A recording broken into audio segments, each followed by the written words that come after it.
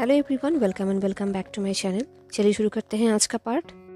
Last part में हमने देखा था कि गुसु यूनिवर्सिटी में एक स्पोर्ट्स डे रखा गया था जहां पर लंजा आउट ऑफ कंट्रोल हो गया था। लंजा को भी पता नहीं था कि वो क्या कर रहा है, बट समहाउ विंग ने लंजा को संभाल लिया। देन लंजा ने ब्लड बैग से ब्लड पिया एंड जेबुचुन ने कहा कि ये पहली बार हो रहा है, इससे पहले लंजा ने कभी भी ऐसा हरकतें नहीं किया था।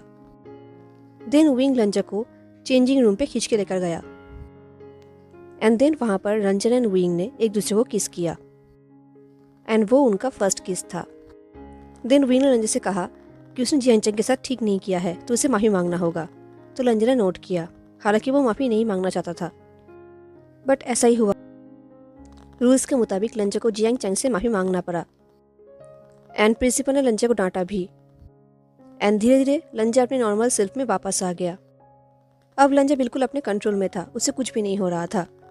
तो इसके लिए थैंक्स टू उसका फ्रेंड, बॉयफ्रेंड या फिर कोई और, लंजा को पता नहीं कि लंजा एंड विंग के बीच में क्या रिश्ता है।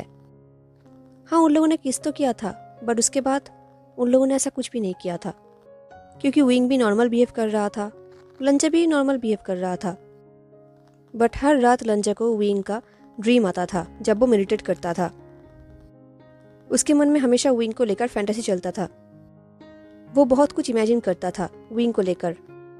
अब वो जानता है कि वो विंग से प्यार करता है। इस तरह विंग, वो जानता नहीं था कि लंजा उसे लेकर क्या फील करता है, बट किस करने के बाद अब विंग को लंजा की आंखों में फ्लर्ट दिखता था, अफेक्शन दिखता था। उस किस के बाद कुछ भी नहीं बदला था। लंजा बिल्कुल नॉर्मल बिहेव कर रहा था, तो विंग ने भी नॉर्मल बिहेव किया। लंजा ने कुछ कहा नहीं तो विंग ने भी कुछ भी नहीं कहा। वो दोनों नॉर्मल दोस्तों की तरह थे।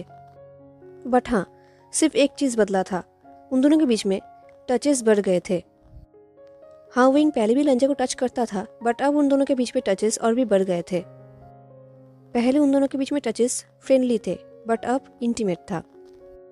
इनफैक्ट विंग के टेल्स भी लंजा को केयरलेसली टच करता था। वो दोनों और भी क्लोज हो गए थे। वो दोनों क्लोज तो थे, बट उन दोनों के बीच में क्या चल रहा है ये उन दोनों को भी नहीं पता था। उन दोनों का रूटीन बरकरार रहा। आज भी वो दोनों एक साथ पढ़ाई कर रहे थे एंड विंग बहुत ही फ्रस्ट्रेटेड हो रहा था। वो लोग फिजिक्स होमवर्क कर रहे थे एंड विंग को बहुत ही बोरिंग एंड टफ लग रहा था, तो वो कंप्लेन करने लगा। तो लंजा ने कहा, तुमने खुद ही फिजिक्स चूज़ किया था। विंग ने कहा, मुझे याद मत दिलाओ, शायद मुझे ये सब्जेक्ट चेंज कर देना चाहिए। तभी लंजा ने कहा, बट इस सब्जेक्ट में हम दोनों का क्लास सेम होता है। ये सुन के विंग को याद आया कि हाँ, सिर्फ लिटरेचर, सोशियोलॉजी एंड फिजिक्स, ये तीनों क्लास ही उन दोनों का सेम है एंड बाकी सारे सब्जेक्ट्स दोनों का अलग अलग है। तो ये तीनों सब्जेक्ट लंजा का फेवरेट है। जब भी क्लास में उन दोनों में से कोई भी एब्सेंट रहता है, तब वो क्लास उन दोनों को अच्छा नहीं लगता, उन दोनों को बहुत ही बोरिंग लगता है। लंजा पहले ऐसे नहीं था, बट विंग से मिलने के बाद अब विंग के बिना लंजा को बिल्कुल भी मन नहीं लगता किसी भी काम में एंड लंजा इसमें कुछ भी नहीं कर सकता। तो अगर विंग ने क्लास चेंज कर दिया तो फिर से लंजा अकेला पड़ जाएगा क्लास में एंड विंग के बिना उसे क्लास में मन नहीं लगेगा। जब लंजा ऐसा सोच रहा था, विंग ने कहा, तुमने सही कहा, बट ये सब्जेक्ट कितना बोरिंग है। लंजा ने कहा, ठीक है, अगर तुम्हें अच्छा नहीं लग रहा तो तुम किसी और सब्जेक्ट में ट्रांसफ़र हो सकते हो। ये बोलकर लंजा सोच रहा था कि वो अपने लिए विंग को फोर्स नहीं कर सकता। अगर विंग सच में पढ़ना नहीं चाहता तो लंजा को उसे फोर्स नहीं करना चाहिए, अपने सेल्फिश रीज़न की वजह से। विंग ने पाउट किया और कहा, ऐसे मत कहो लंजा, अगर मैंने ट्रांसफ़र ले लिया तो मैं तुम्हारे साथ वैल्यूएबल टाइम स्पेंड नहीं कर पाऊंगा। ये सुन के लंजा ने कुछ भी नहीं कहा, बट विंग को ऐसे देख के लंजा को अंदर अंदर एक अजीब सा फील हो रहा था। उसके टीथ तड़प रहा था विंग को एक बार बाइट करने के लिए, एक बार विंग को टेस्ट करने के लिए। लंजा को रियलाइज़ हो रहा था कि विंग के ऐसे क्लोज रहना लंजा के लिए डेंजरस है, क्योंकि विंग को देखकर लंजा के अंदर हंगर बढ़ जाता है। अब लंजा बहुत ब्लड पीता है, वो बहुत मेडिटेट करता है, बट वो जब भी विंग के साथ रहता है उसका हंगर बढ़ जाता है। वो विंग को टेस्ट करने के लिए तड़पता है एंड जब भी विंग करीब आता है, उसे टच करता है, लंजा के लिए कंट्रोल करना बहुत ही मुश्किल हो जाता है। लंजा को रियलाइज़ हो रहा था कि उसे अभी बाउंड्री क्रिएट करना चाहिए, विंग के लिए, उसके खुद के लिए, क्योंकि लंजा और ये टॉर्चर नहीं सह सकता। ये टॉर्चर लंजा के लिए डेथ है, तो बाउंड्री क्रिएट करना सही होगा। लंजा सोच रहा था कि वो शुरू कहाँ से करेगा। तभी लंजा को याद आया कि अगर वो नो टचिंग का रूल बना देगा तो शायद ये गुड स्टार्ट होगा। उसने डिसाइड किया कि वो विंग से 3 फीट दूर रहेगा। शायद इससे काम बन जाएगा। लंजा को सेल्फ रिस्ट्रेन करना सीखना होगा, उसके लिए एंड विंग के लिए। जब लंजा ये सब सोच रहा था, विंग ने लंजा को एक सल्ट्री लुक दिया, जैसे कि विंग लंजा को उकसा रहा हो। विंग को पता नहीं था कि वो एक स्टार्विंग मैन की तरफ अपने आप को सौंप रहा है। वो एक वैम्पायर के सामने अपने आप को मील बना रहा है। विंग ने विस्पर करते हुए कहा, लंजा, तुम्हें याद है ना कि तुम्हारा पनिशमेंट अभी भी बाकी है? लंजा ने नोट किया। लंजा का नज़र बार बार विंग के कॉलर बोन की तरफ जा रहा था, जहाँ पर यूजुअली वैम्पायर्स बाइट करते हैं। लंजा ने पूछा, विंग क्या चाहता है? विंग कुछ टाइम के लिए चुप रहा। फिर उसने कहा, मैं कब से पढ़ाई कर रहा हूँ, तो मेरे बैक में बहुत दर्द हो रहा है। मेरा बैक सोर हो चुका है। क्या तुम मेरे बैक को एंड शोल्डर को थोड़ा सा मसाज कर सकते हो? ये सुनते ही लंजा का ब्रीथिंग रुक गया। उसे रियलाइज हो रहा था कि एक दिन वो विंग की वजह से मर ही जाएगा। लंजा को पता है कि अभी उसके लिए कंट्रोल करना कितना मुश्किल हो जाएगा। उसे ये भी पता है कि विंग ये सब जानबूझ के कर रहा है, क्योंकि विंग को पता है कि लंजा कहीं भी विंग को मना नहीं कर सकता, चाहे कुछ भी क्यों ना हो जाए। तो लंजा ने एक डीप ब्रेथ लिया एंड उसने नोट किया। तो विंग ने लंजा की तरफ बैक टर्न किया। उसने अपने हेयर को फ्लिप किया एंड साइड में किया। लंजा वहाँ पर ही फ्रोज होकर विंग के हर एक हरकतें देख रहा था। देन विंग लंजा के क्लोज आया एंड वो लंजा के लैप में आकर बैठ गया। अब उसका नेक लंजा के सामने फुल्ली एक्सपोज था। शायद विंग पागल हो गया है, क्योंकि वो खुद लंजा का मील बन रहा है। विंग को पता भी नहीं था कि वो लंजा के साथ क्या कर रहा है। लंजा कितना डेंजरस हो सकता है। अगर लंजा एक बार आउट ऑफ कंट्रोल हो गया तो विंग उसके सामने कुछ भी नहीं कर सकता, चाहे विंग कितना भी पावरफुल हुलिजिंग क्यों ना हो। एनीवेज, लंजा ने एक डीप ब्रेथ लिया एंड उसने अपने हाथ को आगे बढ़ाया। लंजा का टीथ तड़प रहा था विंग को एक बार बाइट करने के लिए। लंजा ने अपने आप को कंट्रोल किया एंड देन वो विंग के शोल्डर को मसाज करने लगा। एंड जैसे ही लंजा के हाथों ने विंग के शोल्डर को टच किया, विंग ने एक मोन साउंड किया। इससे लंजा और भी आउट ऑफ कंट्रोल हो रहा था। वो सोच रहा था, विंग कितना स्टूपिड है। वो खुद लायन के केव में जाके उसे उठाने की कोशिश कर रहा है। अब लंजा के अंदर हंगर बढ़ रहा था। लंजा के अंदर का वैम्पायर लंजा को बेक कर रहा था विंग को एक बार बाइट करने के लिए। धीरे धीरे लंजा का हाथ विंग के नेक एंड शोल्डर के बीच में गया, जहाँ पर वैम्पायर्स बाइट करते हैं। लंजा का ब्रेन, उसका बॉडी, उसका टीथ उसे कह रहा था उसे बाइट करने के लिए, विंग को अटैक करने के लिए। पर लंजा का दिल कह रहा था नहीं, वो ऐसा नहीं कर सकता। तो वो अपने हेड को शेक करने लगा। विंग को पता भी नहीं था कि उसके पीछे लंजा के हालत क्या हो रहा है। वो तो बस मसाज को एंजॉय कर रहा था। इस तरफ लंजा वो तड़प रहा था। तभी लंजा ने अपने आप को समझाया। उसने अपने आप से कहा कि वो ऐसा नहीं कर सकता। वो लान फैमिली से है एंड लान फैमिली ऐसा हरकतें नहीं कर सकते। वो लान फैमिली के नाम ऐसे नहीं डुबा सकता, और न ही वो विंग का फ्रेंडशिप खो सकता है। उसे अपने डिज़ायर को भूलना होगा। यही सोचते हुए लंजा ने विंग से अलग हुआ एंड वो उठकर खड़ा हो गया। इससे पहले विंग कुछ कह पाता, लंजा वहाँ से भाग गया। जाते वक्त लंजा सोच रहा था उसे अपने को कंट्रोल करना ही होगा, चाहे कुछ भी हो जाए। अगर इसके लिए विंग गुस्सा भी हो जाए तो फिर भी ठीक है, पर वो विंग का फ्रेंडशिप नहीं खो सकता। लंजा को ऐसे भागते हुए देख के विंग बिल्कुल डंप हो गया। उसे समझ में नहीं आया कि एक्चुअली हुआ क्या। ऐसा क्या हो गया जो लंजा ऐसे भाग गया। विंग को बहुत बुरा लगा। उसे हार्ट ब्रोकन फील हुआ।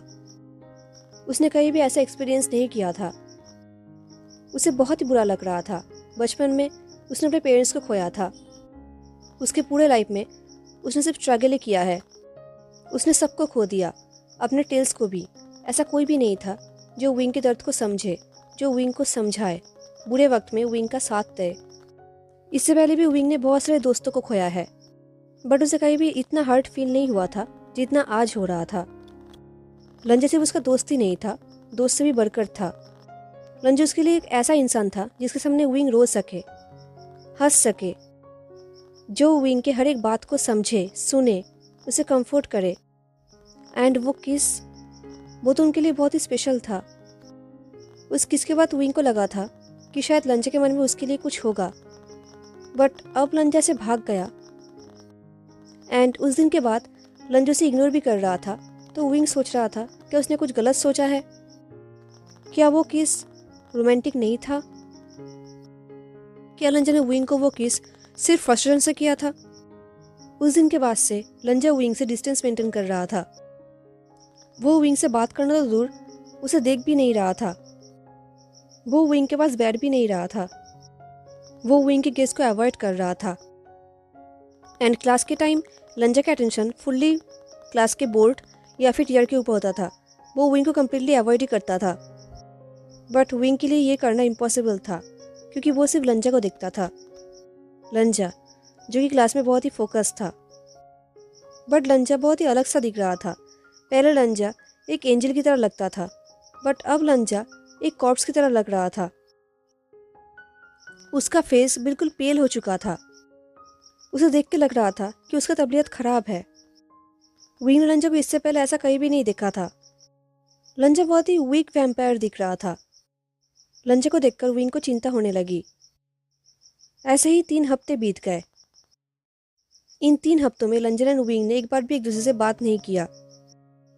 विंग बात करना चाहता था, बट लंजा उसे इग्नोर कर रहा था, तो विंग ने भी लंजा को फोर्स नहीं किया। दिन एक दिन क्लास के बाद जेबोचुन विंग के सामने आए। उन्होंने स्टर्नली कहा, तूने मेरे भाई के साथ क्या किया है? ये देख के विंग शॉक्ड हो गया।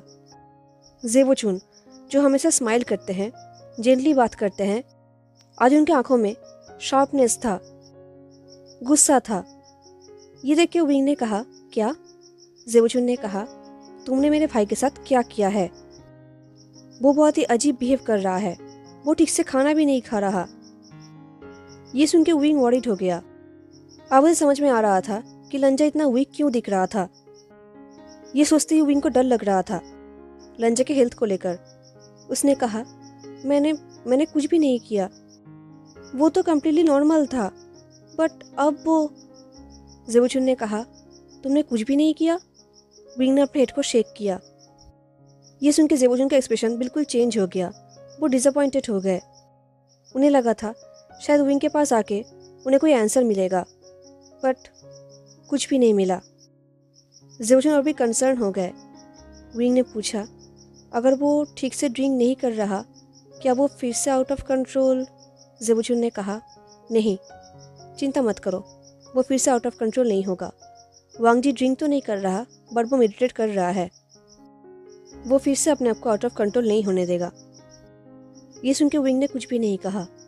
वो सोच रहा था कि पहले भी लंजा डिसिप्लिन था, बट स्टिल वो आउट ऑफ कंट्रोल हो गया था। विंग के फेस देख के जेबोचुन ने कहा, वो पूरा कोशिश कर रहा है अपनी गलती फिर से ना दोहराने का। ये सुन के विंग ने नोट किया। उसे पता है कि जेबोचुन अपने भाई के ऊपर ट्रस्ट करता है, एंड मोर इम्पोर्टेंटली विंग लंजा के ऊपर ट्रस्ट करता है। इतने टाइम से सब कुछ ठीक चल रहा था।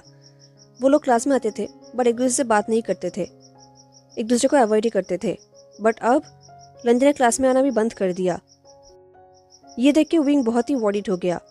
अब वो चुप होकर नहीं बैठ सकता। उसे पता है कि उसकी गलती थी। शायद उसकी वजह से ही लंजा आज ऐसा बिहेव कर रहा है। उसे कहीं भी लंजा को टीस नहीं करना चाहिए था, और न ही लंजा को ऐसे परेशान करना चाहिए था। वो जानता है कि लंजा के उसकी तरफ ऐसे बिहेवियर वो डिजर्व करता है, क्योंकि वो है ही ऐसा इंसान। वो किसी का भी लव या फिर केयर डिजर्व नहीं करता। लंजा हमेशा विंग का केयर करता था, बट विंग, वो हमेशा लंजा को टीस करता था, परेशान करता था। तो ये उसका पनिशमेंट है। लंजा कितना काइंड है, उसके अंदर कितना पेशेंस है, वो विंग को कितना अच्छा ट्रीट करता है। बट विंग, चाहे जो कुछ भी हो जाए, विंग लंजा को ऐसा नहीं देख सकता। उसे कुछ करना ही होगा। हेलो एवरीवन, तो कैसा लगा आपको आज का पार्ट? क्या लगता है आपको विंग क्या करेगा? ज़रूर बताना। हाँ, मिलते हैं नेक्स्ट पार्ट में। तब तक के लिए tata, take care, stay safe, bye.